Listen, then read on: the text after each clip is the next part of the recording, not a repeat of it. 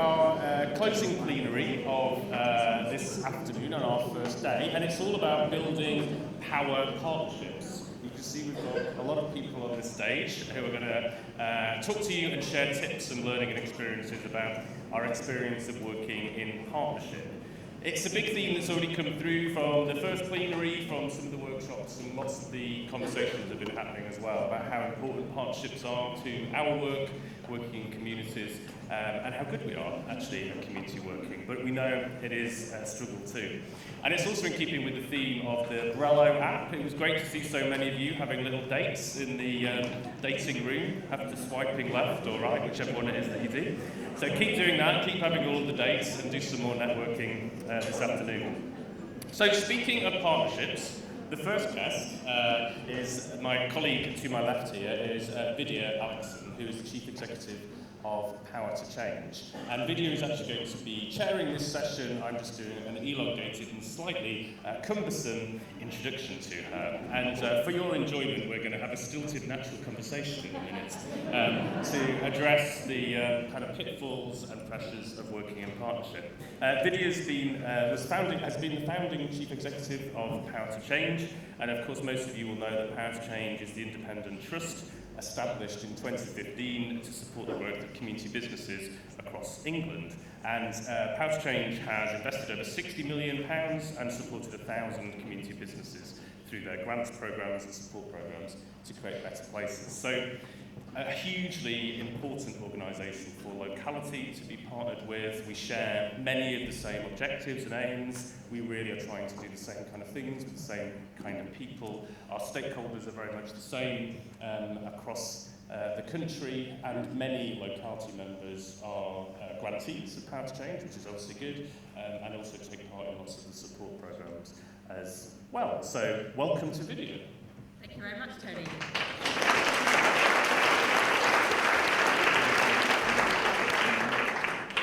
So I just wanted to spend a few minutes talking about why we have a partnership with Locality. Why does it matter to Power to Change?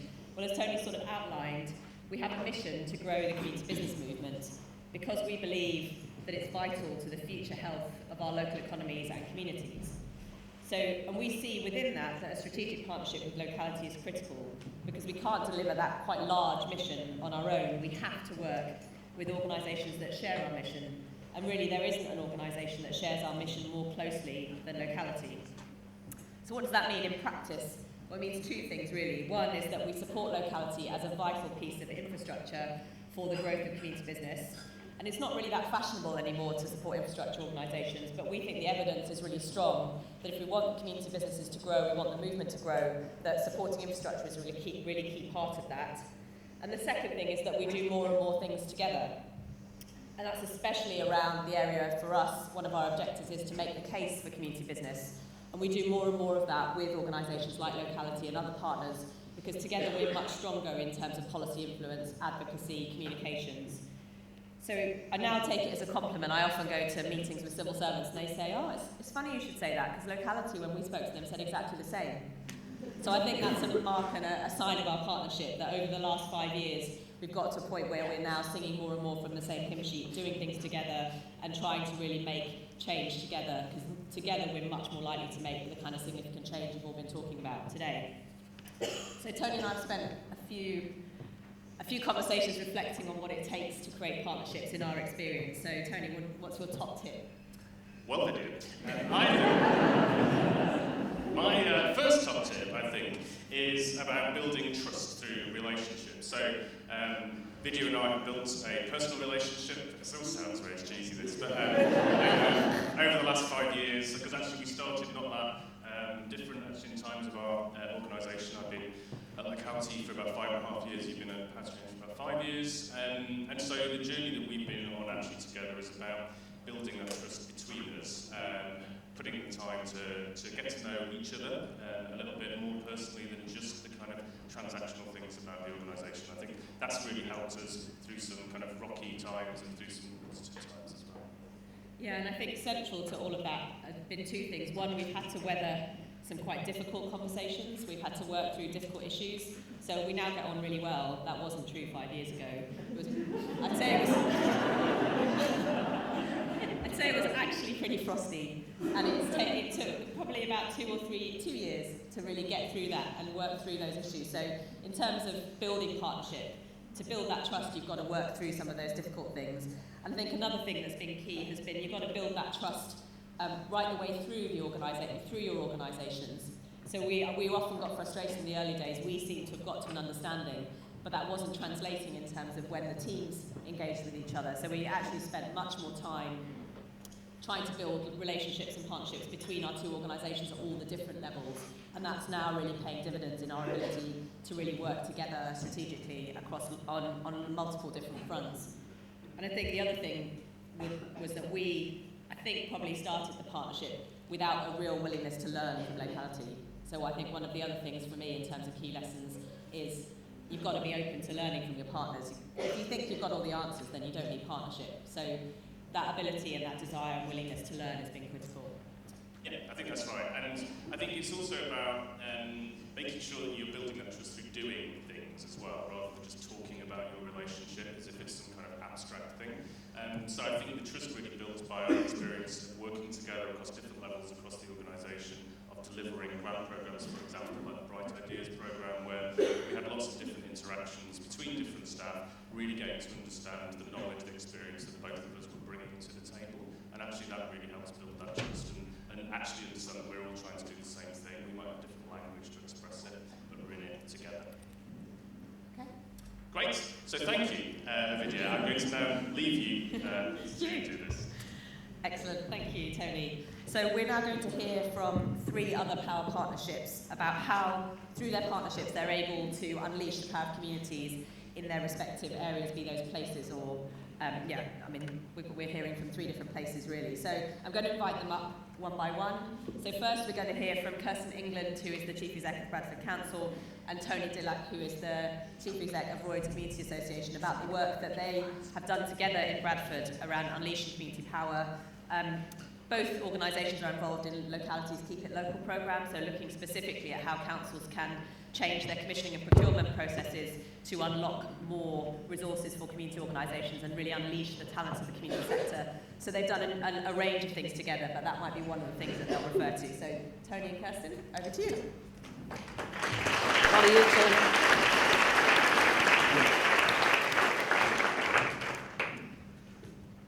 Wow, power partnership, that's good, isn't it? Right, so Kirsten and I'm delighted that Kirsten's here. I'm going to start by just saying this. This morning you all heard Susan Hinchcliffe, leader of Bradford Council, speak. The previous, if we go back 5 or 6 years, the previous leader would not be seen dead in a place like this. And if we go back 5 or 6 years, the previous chief exec would not be seen dead in a place like this. They just wouldn't see the value of this kind of organisation or our kind of people. That's where it's important to see how far Bradford's come in the last 5 years or so. So I'm just going to try and skim through lots of things that I ought to be able to tell you. In the early days, going back, we had all the problems that you probably all realise, certainly in terms of things like asset transfer, very, very poor. We started by working with the council on an asset transfer programme that gained their confidence that we could actually work with them. So one of the things we looked at was actually getting rid of buildings that weren't worth keeping. I just don't think they expected us to say that. And we also have helped the council to work on a grants programme for community centres and turn it into something called a transformation programme. So instead of giving time-limited grants, we're now working on investment in those community organisations so they get things like legal support or business planning support. So it's completely changed the nature of the kind of support that we can give, the money lasts longer, and everybody gets a good deal out of that. So in terms of procurement in particular, because the big thing that we've been asked to speak about in terms of the power partnership is the Keep It Local programme. So actually Bradford's in the second phase of Keep It Local, and in the second phase there are two ourselves, Bristol. I think it's fair to say that phase 1 was troublesome, it was difficult. We had not a head of procurement, I don't know what he was called then, but the head of procurement came to a session where we looked at alternative types of procurement with Calderdale Council, who were in round 1. And when Calderdale said what they were doing with the light touch regime, this particular person said, that's illegal, you're not allowed to do that, you'll never get away with that in Bradford because it's illegal. Well, clearly it wasn't. If Calderdale were doing it, it was illegal.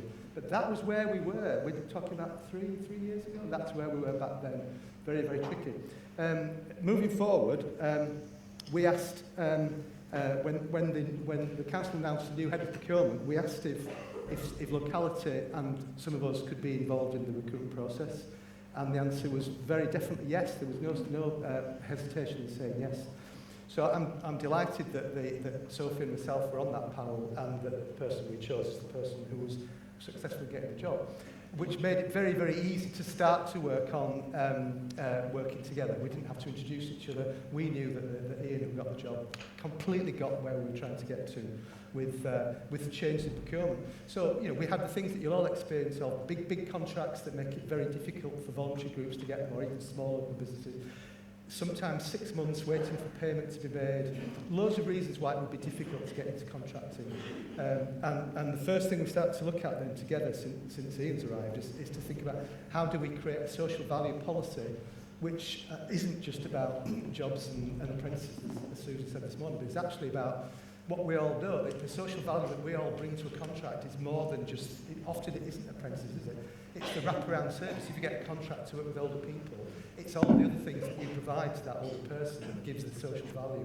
So we're looking at a mechanism to value that rather than it just being about easy numbers and how many apprentices have been created. We're looking at raising the threshold for procurement. So last year there was a procurement exercise which was grants for daycare, grants of up to £30,000, which means it took it over the threshold within the standing orders. Most people only got between 10 and 20,000, so it wasn't very much, but it was a procurement process, and you had to fill in a huge document, which many people who operate in these very, very small ones simply couldn't do. That's not proportionate, it's not appropriate. So we're looking at how we can change that kind of approach so that it's more relevant to particularly our groups, and also to small local businesses. So we're looking at whether we can use more of the light touch regime for health and social care contracting, because it is then about, it's very unlikely that a big KPMG type company can provide the kind of health and social care in the sort of communities we work in. So we need to find ways that actually do level that playing field, absolute level, as Susan said this morning. And the way to do that is about devising, where it's appropriate, different types of procurement methods and different ways of assessing what the value is. So that's what we're really trying to look at there. I'm really conscious of time. We're also Ian's introduced a new PERS. Is that it? Okay. So if he's had his 5 minutes. Love it then. So keep going, Tony, keep going. It's fine. It's fine. Two quick things.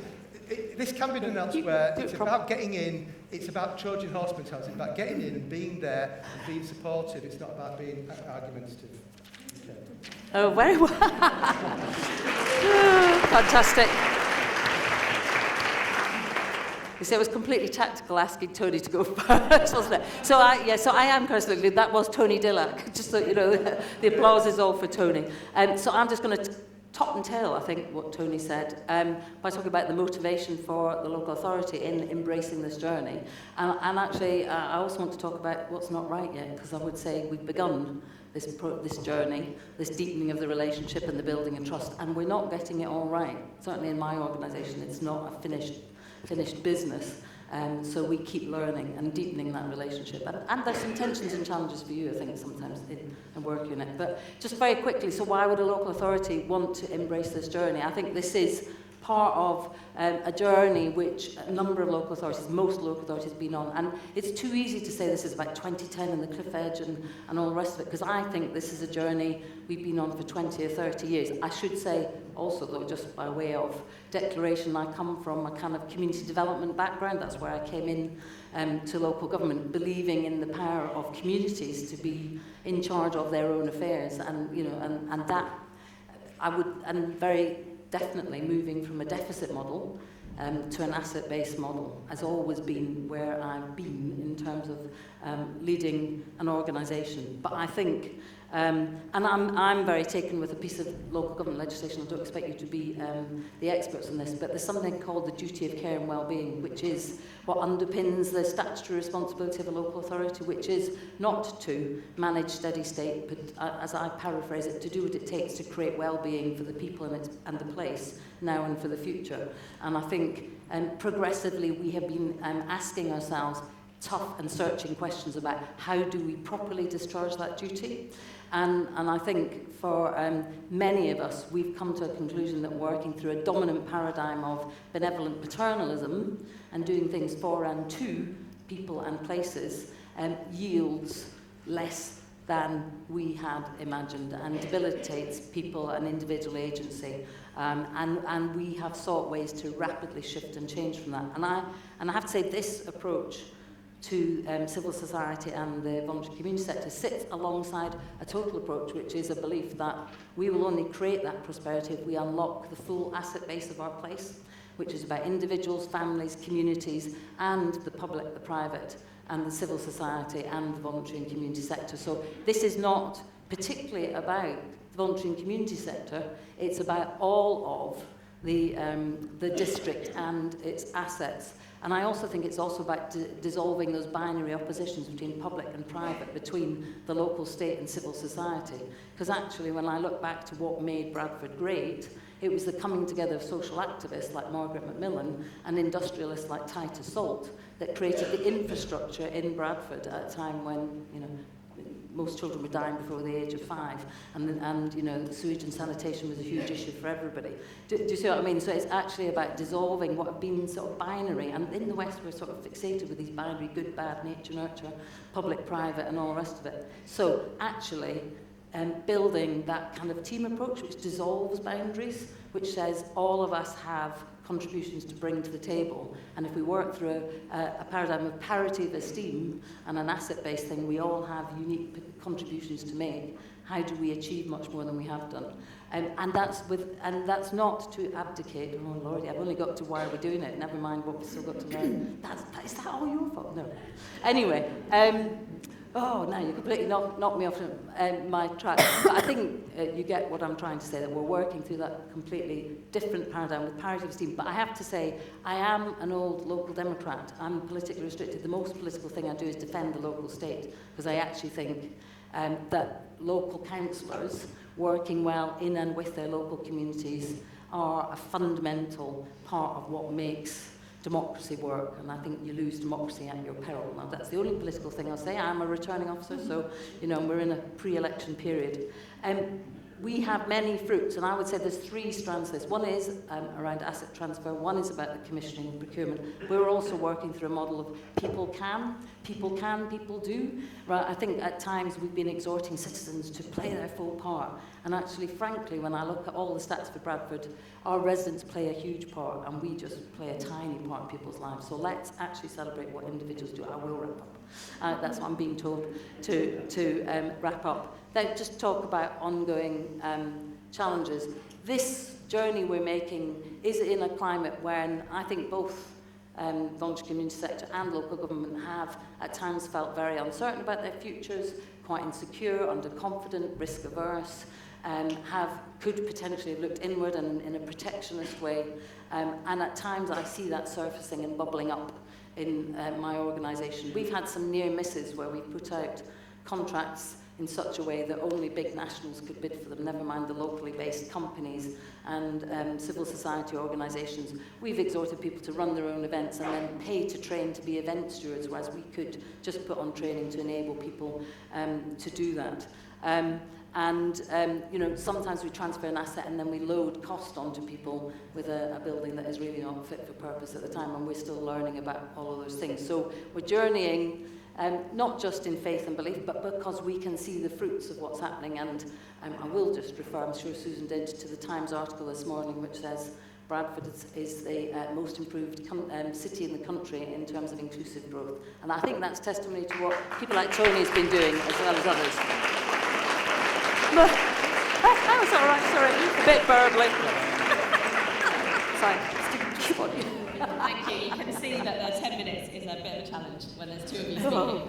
And there is a scary man here flashing up time in the morning. So thank you to both of you. I didn't think I'd take it off. Next up we've got Alison Mackenzie-Forlan, who's the CEO of Wigan Council, and Dave Baxter, who's the Principal Officer of Avon Ward Community Cooperative. I mean, many of you will have heard about the Wigan deal. So the 2 of them are going to talk to us about how the 8 years of work that's gone on under the banner of the Wigan deal has really enable them to work together to unleash the capacity and the talents and potential of communities, and how local partnership is really embedded in the heart of the Wigan deal. So, Alison and Dave, over to you.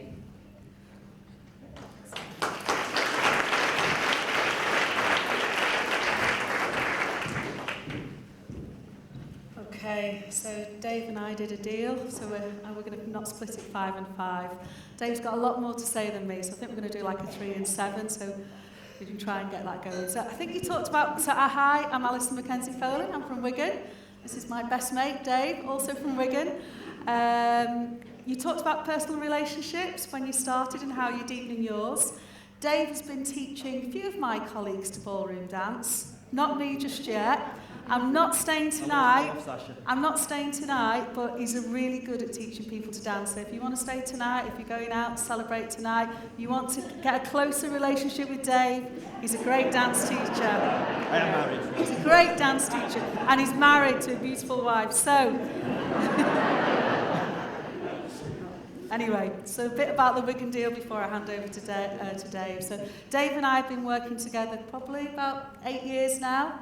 And a lot of it has been around the deal. And for those who haven't heard about the Wigan deal, it really echoes a lot of what Kirsten was saying, that it's so fantastic because I know amazing work that Kirsten's doing in Bradford. So fundamentally what we've been trying to do in Wigan is shift the relationship that we have from what was quite a paternalistic council into a council that listens, into a council that empowers communities, empowers people, and empower our residents.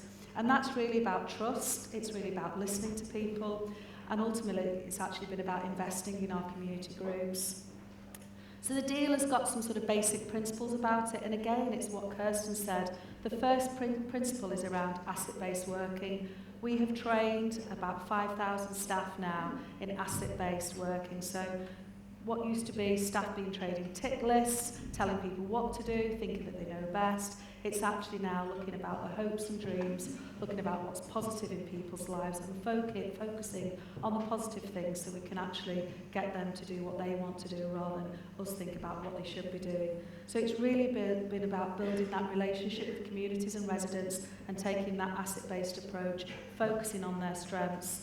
The second big thing about the deal has been empowering communities. We have got wonderful communities who know much better what they should be doing in their communities than we do as a council, and our role has really been empowering them. So we've had about a £12 million investment fund, haven't we, Dave?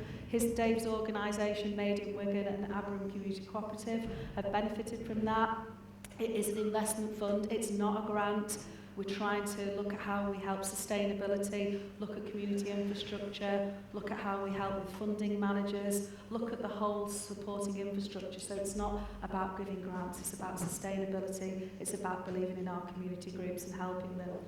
We've invested in over 500 community groups now. They've been providing probably about 12,000 activities to over 300,000 residents. And they're amazing what our community groups have done. And it's through that £12 million that they've been able to do this. And I'm really pleased to say as a council we are going to continue. So this year we've already allocated another £1 million investment to community groups with a focus on actually young people. So it's really about how do we as a council strengthen that relationship. I think the second thing has actually been from an internal perspective, and something then that we've worked on communities with is around cultural change. So we have 3 mantras in our organisation: be accountable, be positive and be courageous. And we talk about it all the time with our staff. That's what we are, that's what we want them to be, and that's how we want them to work with communities and listen to communities.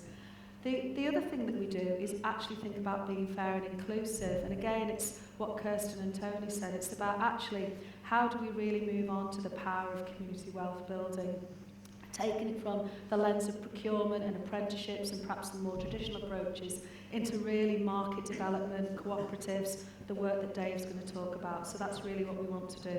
Is that a wrap-up? No.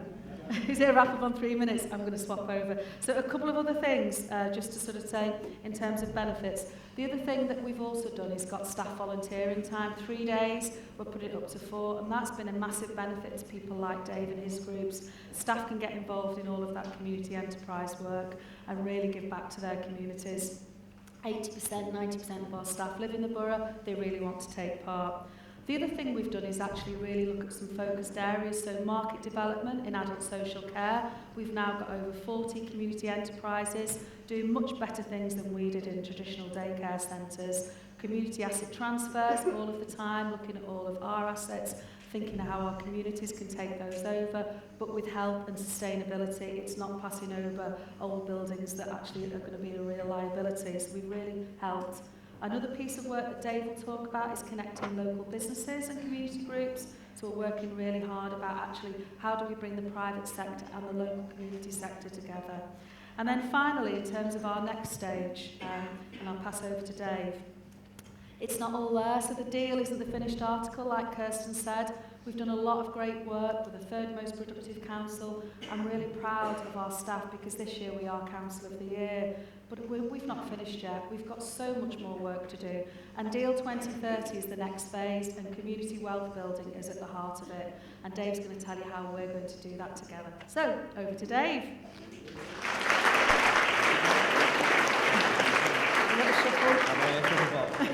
Thanks, Alison. Yeah, so my story started in 1999, working actually for Wigan Council, managing a community hub. And for the first 12 years, I must admit, I did feel anonymous. I was like in the community, and obviously the conversation was different then.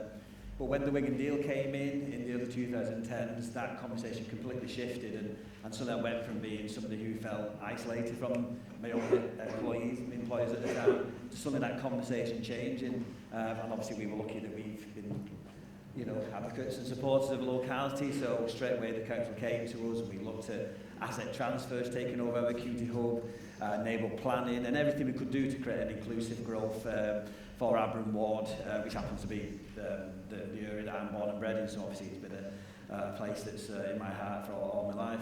And I think at that point, that whole kind of change, that culture really made us kind of feel like, we could actually make a difference to our community. So, like Alison said, I set up Abram Ward Community Cooperative, using obviously the knowledge that we gained from locality. We decided to set up a neighbourhood plan, and I think everything we kind of did from that point, getting the community involved, finding out what their skills, their talents are, really kind of obviously started to make a difference in the community, to the point where my dad, he's got one name, he's called Dave's dad, he's lost his name, so he's 72 and he's a director of a community cafe, for example, and lost my mum a few years ago, and my dad's now, and it's only, we like to think where my dad would be now if it wasn't for obviously the funding from Wigan deal, but also the work that's out in the community. So for us it was an amazing journey. We were lucky a few years ago to be then funded through Power to Change. And then that allowed us to obviously start looking at obviously some of the challenges out there. One of them being that, as Alison said, there's over 500 groups set up since the deal started. That brings challenges, as Alison knows, that this time of year everybody probably downs tools and starts writing funding bids.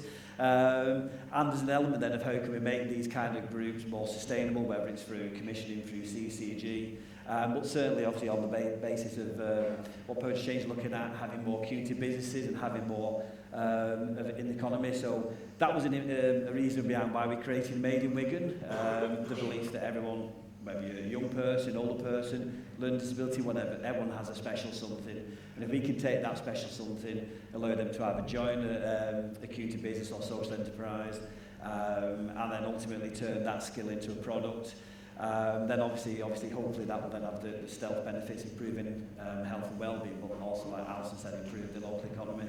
The council have been supportive of us on the back of the funding for Power to Change. We've now set up a shop in the town centre. So one of our groups is it's called Wigan Men Sheds. So they've now got an opportunity to sell their products locally. And because we have a culture of people wanting to buy local, wanting something personal, wanting to buy products, services that have a story behind it, we've really started to see a huge change there. And I think, like Alison said, we're now at that stage where we're now starting to bring the private sector in. So in support with the council, we're setting up what's called Social Enterprise Place for Wigan, which is through SE UK. Andy, my colleague, who's in the audience today, he's leading on this, and that's getting all the sectors together in a room, getting the private businesses to start to obviously support the third sector. And I think it's been amazing for us. I mean, the benefits have been the change in the community. I mean, the community that I'm born and bred in has seen so many community groups, to the point where, like I said before, we're now looking at sure it's our own culture, high streets, not only in the town centre but also the high streets in the communities. Pretty much every strategy that the council are doing, we sell for another community groups in. So that kind of partnership work has been really kind of good, and there's still a sense of imposter syndrome, and even see my name up on stage is kind of still a bit of a weird kind of feeling that 5 years ago I was working in the council, probably unknown to most people in the community, so it's still a strange journey, such a short space of time. I think the biggest piece of work, and I think is what the council Wigan was part of what's called like a place-based public sector reform a few years ago, so they set up what's called service delivery footprint areas, and the great conversation there is that some of the issues in the communities, so let's say dealing with police, dealing with antisocial behaviour, you know, any issues out there. I mean, for example, a few weeks ago I think we picked up there's a lot of issue around hoarding across Wigan, and certainly in Aberham Ward. So the first thing the council do, and the multi-agencies, is they come into ourselves and speak into groups. So I know we've got a few community business social enterprises who are now starting that kind of conversation, and like Alison said, this year's deal funding is very much around not just about everybody putting a funding bid in and hoping you know, you get a bid writer in or whatever and writing the best bid. The applications are in based on the conversations. So I think they've extended the deadline, haven't you, this year to February next year, to allow 2 or 3 months of conversations with these groups, so that when bids are kind of going in, they are actually needed by the community, which is the most important thing to create this bottom-up approach, and that's probably the fastest I've ever spoken in my life. So, so I think that's pretty much it. So,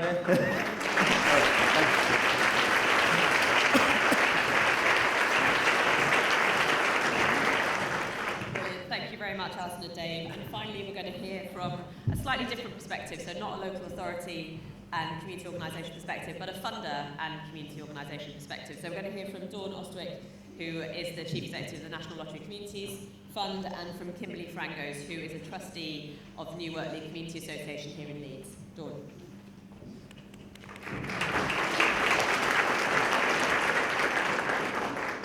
Thank you, Vidhya, and good evening, everyone. Pleasure to be here. So you've had the challenge of dancing. If I go under time, you'll get the challenge of singing with me, because it's actually the 25th birthday of the National Lottery this very month. And last time I was on a stage was in Gateshead at the Sage, and I was with 1,200 people who were attempting to break the Guinness Book of World Records for the number of people who could simultaneously eat a cream tea. I'm very pleased to tell you that they did, but before they did, I decided on the spur of the moment to get them all to sing Happy Birthday, which they did. I used the excuse that it was a couple of our staff members who were their birthday, so we sang them a Happy Birthday and also the National Lottery. But the reason why I started there really is because the National Lottery is a rather unique institution. It's unique in state-based lotteries across the world, actually, in how it was originally set up. And for us, I think, at the National Lottery Community Fund, what is incredibly important to us is that our money comes from people who live in local communities, who buy tickets, who play the lottery, and therefore we have what we call a golden thread about how we think about where our funding goes and how we think about how we spend that money. So our responsibility really is to make great decisions about where that money goes. As I said, National Lottery's been around for 25 years. The numbers are actually mind-boggling. £40 billion spent as grants to good causes, over 600,000 different projects. It's just extraordinary what a transformation there has been of our country in that time. We, at the Community Fund, make grants of about £600 million each year. That's 12,000 grants. About 11,000 of those are for under £10,000. And the way in which we think about our funding is very much that our purpose is to enable people and communities to thrive. I suspect that's very similar to the purpose that a lot of you have, actually. And that would please me, because that would mean we're maybe on the right track. And we have a driving principle about how we think about how we fund, and we call it putting people in the lead. That infuses both how we operate as an organisation, so we're very locally based. Every part of the United Kingdom has a funding officer who is responsible for knowing their patch, often based in that patch, developing local relationships, getting to know all of you good folk. as well as being thematic in the way in which we think. So a very strong place-based ethos. But it's also about what we fund. So where we come from, we're really interested in how do people with lived experience, how are they reflected in the way in which an organisation operates and runs, and the services that it provides. And we're going to hear a little bit about how that works in practice shortly. What's the philosophy? Is it strengths-based, or is it about what's wrong? Is it about what's right with you, what matters to you, not what's the matter with you? And very much about co-production. So we've got 3 tiers to our funding, and each of them actually relates to how you guys might operate. And I'm just going to very quickly go through 3 examples. So those 11,000 grants are primarily our National Lottery Awards for All grants, under £10,000 across all parts of the United Kingdom. And I wanted to talk about one that we gave to a small organisation in Jaywick in Essex. Is there anyone here from Jaywick or from Essex? No, can't see a hand up. But so Jaywick's a really fascinating part of the world. It's often described in those terms that are about being left behind or being disadvantaged. It's very much about what's wrong with it. I would like to posit that Jaywick actually is a rather marvellous place, full of a very strong community with a great sense of identity and great pride. But we, like many others, have struggled to get our money in there. So we worked with the Jaywick Community Forum and they brought together a group of about 20 local people and organisations to discuss what was great about the area and what could be built on it. And what we took away from that was that there was a significant number of unfunded and underfunded resident-led ideas. People living in Jaywick had great ideas about what they wanted to do.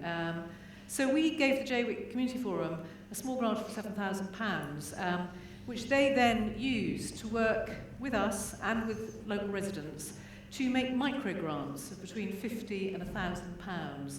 Very, very organic and bottom-up. We've subsequently increased that to £30,000 over a longer period of time. I would say there are 2 principles that have really informed the way in which we think about our funding coming out of that. Firstly, about micro-grants, very, very small grants. We've rolled that out into the West Midlands, where we do an annual community weekend of funding with the West Midlands Mayor. And we're also, some of you will have seen that we have announced that we will be running a National Lottery 25th Birthday Celebrate programme, which will similarly be very small scale, under £1,000 grants. But we've also learned a lot about participatory funding, how we work within our accountability framework, but how we work to jointly share some of the decision making. And we also applied that into Highbridge in Somerset, where again we were underfunding. We looked at a whole set of grants, pre-qualified them, applications, and then asked the community to choose, and they had a big community meeting, and it was a bit like a giant dragon's den. And we've applied that a lot. We want to develop that much more, and that will be something that we'll be working on over the next few months. And so watch this space on how we start to grow that way of thinking about our funding. Major way in which we fund, and which most of you will be familiar with, and which we're going to hear about a little bit more in a moment, is our Reaching Communities funding. And I wanted to talk about a programme we ran with Great Yarmouth. Again, anyone here from Great Yarmouth? Yes, hooray! Someone very quietly said me. She's born there. Okay, she's not from there now. Anyway.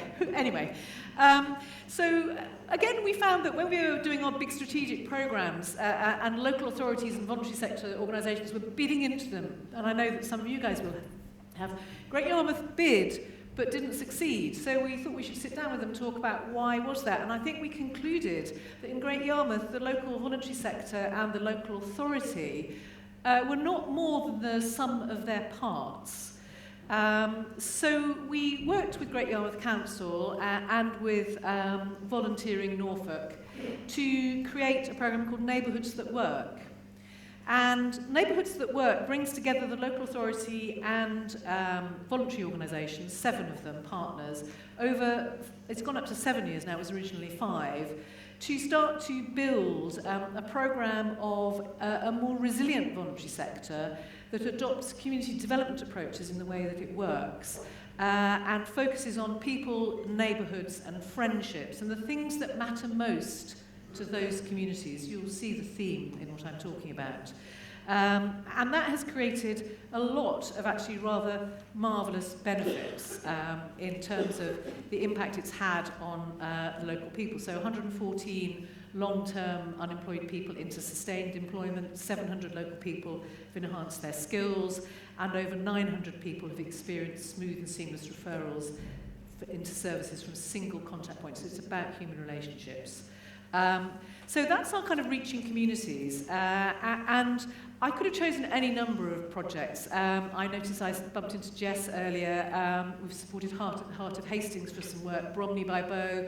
There are a lot, this is your kind of heartland really. But I wanted to end by talking about our partnership funding, which has grown out of our looking at our large strategic programs, which some of you may know a little bit about. They're very long term, they're multi-agency, they're all place-based, and they deal with complex social issues.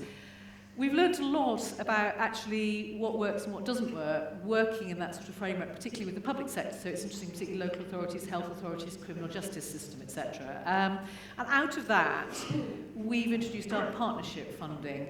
And that draws on people in the lead, but it also draws on our philosophy of generous leadership. And there we are thinking about how a generous leader is driven by mission, and what is the overarching benefit and contribution that they can make to mission, not necessarily to organisation. They're acutely aware of their place in the ecology, and again, this is something that is obviously going to be very close to the way in which a lot of you folk think and work. So they're acutely conscious of their place in the universe and the contribution they make. And then the third element of generous leadership is that they recognise that they have to work collaboratively and in collaborative structures. These are quite challenging things to do. Some of you will have heard my colleague Ellie De Decker earlier talk about the Climate Action Fund, which has been built using these sorts of principles. It's a £100 million fund that we've just announced. It will be to enable communities, place-based communities, to take action to address climate change in their community. There will be partnerships, but they will be led by community and voluntary organisations.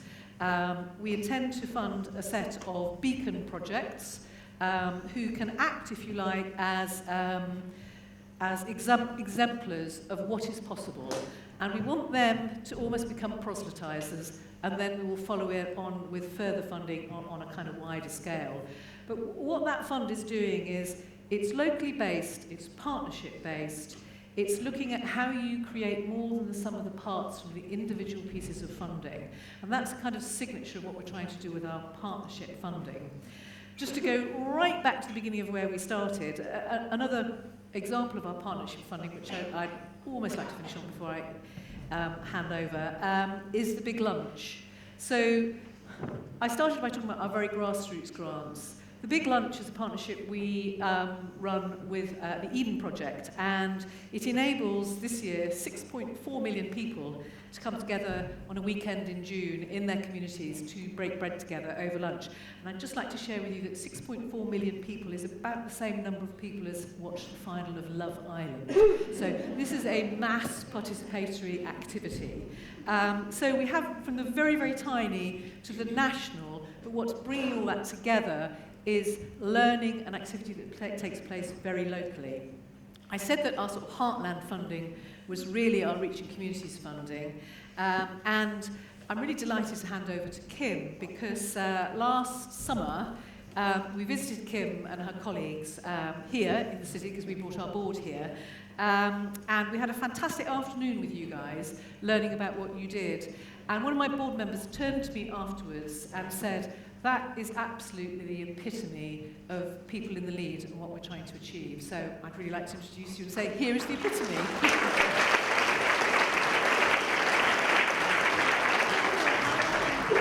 Hello everybody, so how do I live up to that? To tell you about our relationship with the National Lottery, I need to tell you a little bit about our journey as a community organisation. So I'm a trustee of New Wortley Community Association and local resident of New Wortley. I have to get that in there, because our board is made up of local residents, local business owners, and people that work in New Wortley. So I have to take you back to the 1980s, which clearly I don't remember, but I'm told. You know, where we had a practically new housing estate, new primary school, all that kind of thing, and the local residents come together and paid like £1, 50p on their rent card extra every month to put together a fund to put a community centre together for the local area, which they did, and they raised the funds. That obviously is managed by the New Wales Community Association.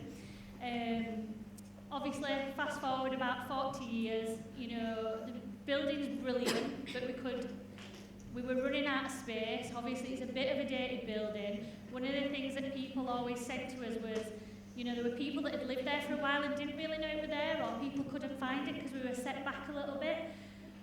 So as an organisation, we wanted to grow. You know, when I started with the organisation about 10 years ago, we had about 3 members of staff. Now we've got about 18. But to do that, we needed more space. You know, we wanted to sort of answer the question of, we didn't want nobody to not see us. We wanted everyone to be there and big and proud. You know, we wanted something that the community could be proud of.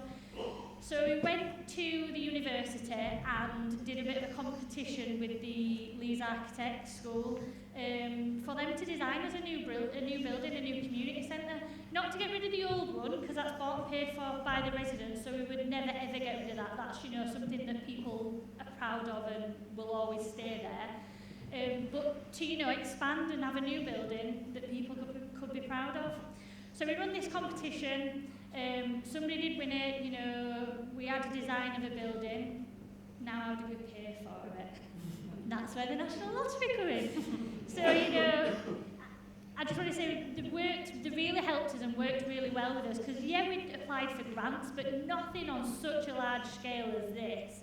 I remember the first stage of the grant, I think we must have gone back about 3 different times, and they really helped us to get through and work it and sort of adapt our vision and make it fit with what they needed, with what we needed, you know, and sort of shared the vision with us, I'd like to say, you know.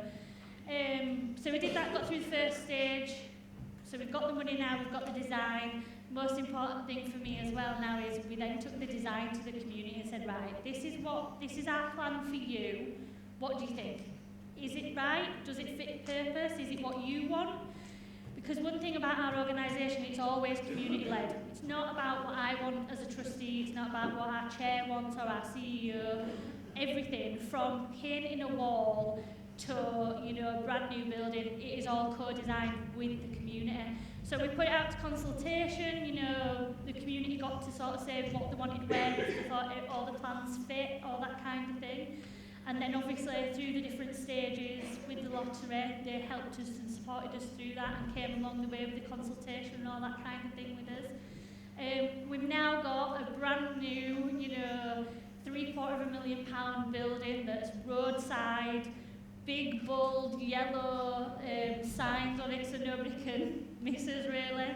And if anybody says they don't know where we are or they can't see us, they're lying. But, you know, and again, it's a building that we can fill 3 or 4 to 5 times over now, you know. We're still, even though we've got 2 buildings, because we've got the old building and that became a wellbeing centre, the new building is the new community centre. We could fill it 3-4 times over. We run 7 days a week. You know, the amount of people, the local people that come through there, the amount of attention it attracts from other places in the city as well, and people that want to come and visit our centre and share our story. Then going on, I've been told to wrap up, it's just thrown me a little bit. But you know, I just wanted to talk a little bit about, it's about trust as well. So trust from the community to us, trust from the National Lottery to us, one that we are delivering what the community wants and what we've said we'd deliver, but also for the National Lottery, you know, we've proven we've delivered what we've said that we'd deliver. And then they've gone on actually to fund another one of our projects, which is Building Blocks Projects. It's 3 years projects, it's all about well-being, and I won't go into too much now because I've been told to wrap up, but yeah, that's it from me.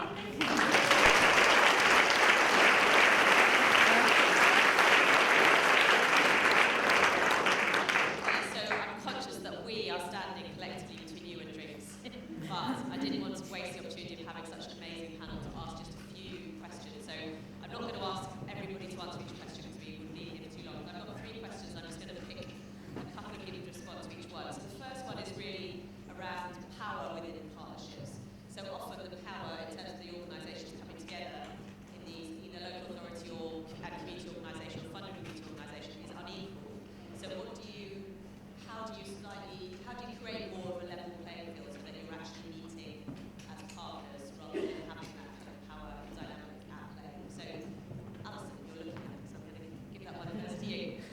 I think we do that in a number of ways, really. It's been built over years of trust and listening. So I think you get that relationship going by listening to people. So we've done lots of different events where we've listened, co-designed events. We've just done a big listening project where we've been out to 83 locations and listened to about 6,000 residents, community groups. So I think essentially it's around trust, it's about relationships, but also then about bringing people together. So we've got Wigan Community Partnership, which Dave is one of the trustees of. We've got other forums, and that's really about actually all being in the conversation. So I think you can have some governance mechanisms, but actually it's down to relationships and trust. And that's really what's at the heart of it, I would say.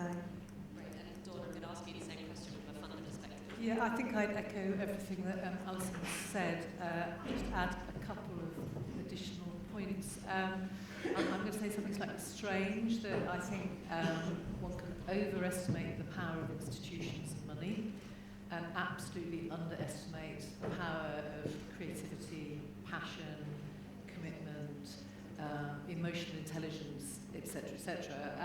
And I'll just give you two slightly strange examples, one of which I'm not advocating this at all, but I was very, very struck in 2011 when I happened to be away from my home, which is in Hackney, and I watched on the television what was happening in London and other parts of the country with the riots.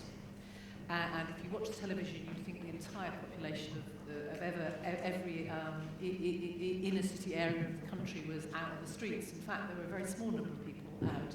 And it suddenly struck me, actually, it doesn't take very much to topple institutions when people are very determined. So I'm not advocating that at all, but I did find it quite instructive. A much more positive sort of example I would give is I spoke at a launch of a report about the role of people with lived experience in the community and charity sector, written by Baljit Sandhu, who some of you may know, in the summer.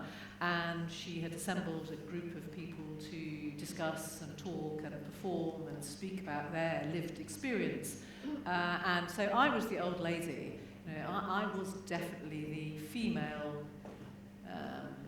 stale and pale, if I can put it that way, amongst folk who were a lot younger than me, a lot more dynamic, who didn't feel they had power, but my goodness, they really did have power, actually, because they had the agency of their own talent and their own belief and what they were bringing and their own experience. And so, whilst I think that, of course, if you've got money, you have to recognise that that kind of precedes you into the room. It also means that no one ever tells you the truth. So, you know, that's the kind of weird sort of power, because you're in a kind of splendid isolation somewhere. But actually, I think all of those of us who sit in institutions should really, really recognise where energy lives, and where energy is, power is. Great, thank you. Moving on, Dave, question for you, and then similar, same question for Tony. So, Tony, you said something around the need to provide support, not just challenge, but what is the balance when working with the local authority of providing support and challenge? When do you need to speak out, and when do you sort of act as in a supportive capacity? Dave, Dave first, and then Tony, with you. Yeah, I mean, from our point of view, I think we've always felt that, certainly like I said, when we listen to the community, we listen to the kind of support that they kind of need. That's why for us, obviously, doing things like the neighbourhood plans has been a key thing to kind of find out what the challenges the community want, and then ultimately provide that support that the community want. And I think, like I say, for us, having the partnership with the council, and as Alison said, we've got the Wigan Borough partnership, and half of it we know we have to challenge and at times, but I think that supporting relationship, to kind of know that the council needs support, the CCG, all the various institutions need the support, and like I say, for us it's just been a really good partnership, and we know whether to challenge, but even at the same time we know that the council are whether to support and provide that comfort that actually shows to the council that they are doing the right things. So we've had this conversation about a few times. There are clearly two roles that have offset can take. Traditional one is a kind of adversarial one, and a campaigning role, and there is a role for that, and for some people that's the right thing to do. What we've developed over the last 10 years or so at Bradford as well, alongside that, is a supportive and collaborative role where we try and work out Well, it's advice that I have to give to people. If you're trying to go to somewhere like the National Lottery to get money, then you can do two things. You can either say, I want, you should give me because I'm wonderful, or you should look at what their guidance is and say, they want to fund that, therefore let's see if we can provide that. So in working with Bradford Council, it's partly about looking at what is it they're trying to achieve and saying, well, actually, we can help with that. So I'm really proud that the sector's really helped to turn an economic strategy into an inclusive growth strategy. You don't claim credit for that. It's about working together. But it's about helping the authority to see the value of looking a little bit different to big glass-fronted buildings with loads and loads of high-tech jobs, and actually seeing that for some people in this room, that's not where they are or where they want to be. So inclusive growth is about giving everybody the chance to be in work and working that way around. So for some people, for some of the sector, that's the right way to work. For others, it's about campaigning. Both are correct for individuals. So being supportive, when you're in that relationship, then I can't say to Kirsten, that's absolute rubbish, isn't it? Like, why are you doing that? And you can do that in a different way to somebody who's campaigning. And we can do that together, can't we? Because it's about relationships as usual. Great, thank you. My final question to Kirsten and Kim is around culture. So Kirsten, what would you say, or what would both of you say is the most important thing that you need to do internally to change the culture, to orient your organisations towards partnership working? So with the voluntary public sector, in your case, and Kim, sort of with other organisations with funders. Yeah. So in terms of the internal cultural change in my organisation, there's quite a lot I think about supporting our employees to be at their best, confident and secure in who they are and what they're doing, because I think the local government workforce has taken a battering over the last 10 years, and that breeds certain behaviours which are risk averse and anxious. And actually, so there's an asset-based approach to unlocking the talent of your own organisation and empowering them. One of the biggest things that we've done recently around adult social care is almost like micro-commissioning, but allow people working with adults to have a small budget to actually source solutions for people in the community. And it used to be you just always got a care package if you rang the council, if you needed adult services. And now we're actually working in an asset-based way with workers who say, I can do something for this person, I've got 300 quid to play with, what can we do that finds a solution? So I think that is a big part of the journey, and turning around that asset-based. Honouring and appreciating their contribution to community already. I would say 50% of my staff are active in community as sports coaches, as magistrates, school governors and all the rest of it, and actually appreciating that. And the other thing then is about being prepared to take risks on big decisions and knowing they'll be supported to do that. And I always say, proceed till apprehended. If you're working with the best of intentions here to achieve the outcomes that we've agreed, we will back and support you. We won't hang you out to dry on this. So we reset the appetite for risk. For me, it's about sort of taking everybody along with you and them sharing that vision with you. So be it a funder or the community or our partner organisations that we work with, them knowing the history and why we're doing something, and then it becomes a team effort, doesn't it? And you're all working to the same goals. Brilliant. Thank you everybody for all your attention. If we can show our appreciation for the panel.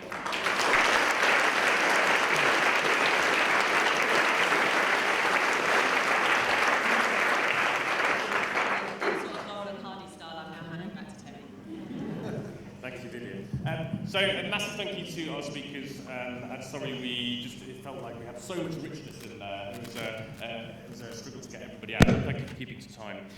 So also massive thank you to Vidhya, my great partner in crime in this session. Vidhya's done a fantastic job, and it really is a great relationship that we have between Powers Change and Locality, just to emphasise that. So we are now going to be ending the day one plenary, so thank you very much for all of your attention. We have a very, very exciting lineup, though, over the next evening, and even better, thinking ahead to tomorrow morning, 9 o'clock in the morning, on this very stage, we will be having the Locality AGM. Well done.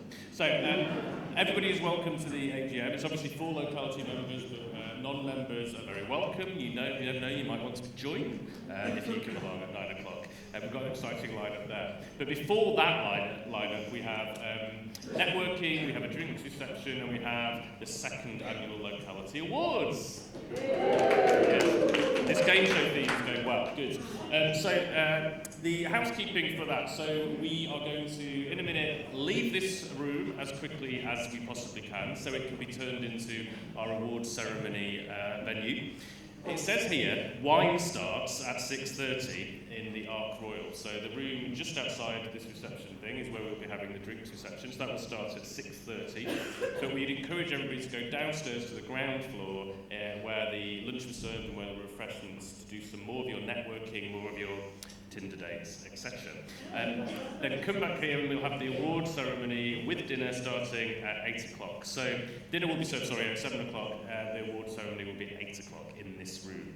And the winners will be announced. They'll be receiving a trophy and £1,000 to spend in their local community. So there'll be drinks, food, the chance to celebrate. It will be fun, so I encourage you to come back. So good networking, and thank you for your attention.